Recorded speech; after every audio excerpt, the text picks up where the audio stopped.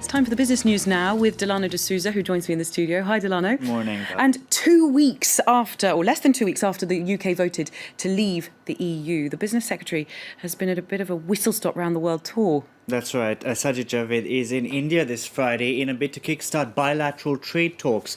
The Brexit vote is forcing London to rethink its trade ties with the rest of the world. Formal negotiations with other countries like India can only begin once Britain settles its future ties with the EU. Javid has said Britain would need to have 300 trade specialists in place as it tries to navigate the world solo. The Business Secretary is expected to visit the United States as well as China, Japan and South Korea in the coming months.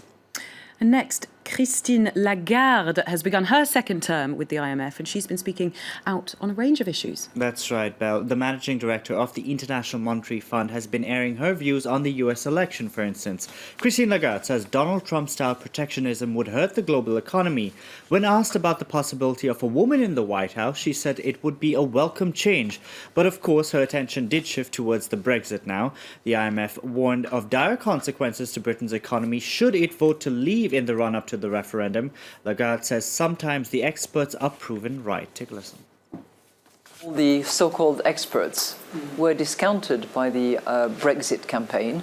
We heard some very stern, strong criticism of the experts. Well, sometimes the experts eventually are right, and it might be sad to see that we were right, but we're not heard. Let's get a check of the markets now, and stocks have just begun the session here in Europe. We are seeing losses across the board at this hour. There you can see everything down around 0.2% at this hour. We are seeing a similar picture over in Asia this Friday, cuts of nearly 1% across the board. Investors around the world are eagerly awaiting the US jobs report due out later this Friday. Yeah. Next, we're looking at the number of US visitors to Cuba. It's spiked 84% in the first half of 2016. That's right, Belle. This comes as part of the push by Barack Obama to loosen people-to-people or cultural and educational visits to Cuba. But this number could rise even further. The US has tentatively approved 8 airlines to fly to Havana as early as this autumn. American airlines have been given the largest share of the limited routes. Jessica Sestelli reports. Once an arduous journey, now travelling between Cuba and the US could become a whole lot simpler.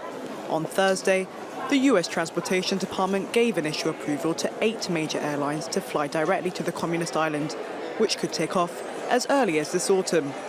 Spirits were high in Havana's main airport following the news. It's positive. There should be more flights. They should increase them so that we can have better development and function well here. While the US authorities did approve flights to other cities on the communist island earlier this month, a first after several decades, they were limited to charter services.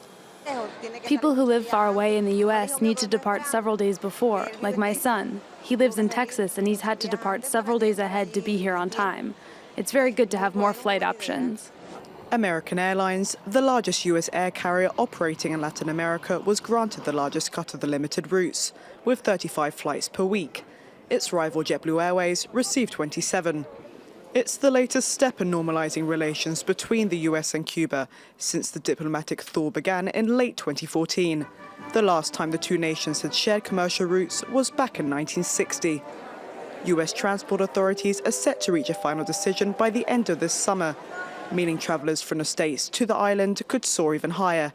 In the first half of 2016, their numbers are up by 84%. And finally, Delano, one party in the Hamptons has ended in a bit of a legal tussle. Another hangover, Belle. That's right. The owner of a $20 million mansion plans on suing a hedge fund worker after he threw one giant party. The event was described as Jersey Shore meets a frat party. Now, thousands of guests showed up for what was called a sprayathon. According to the owner, they drowned themselves in champagne, broke the house, trashed the furniture, and there were so many people the concrete around the pool even crumbled. The owner is now suing the renter for $1 million for alleged damages, as well as refusing to pay for the $27,000 Airbnb rental. It's just a regular Saturday night, isn't it, Delano? In the Hamptons, apparently.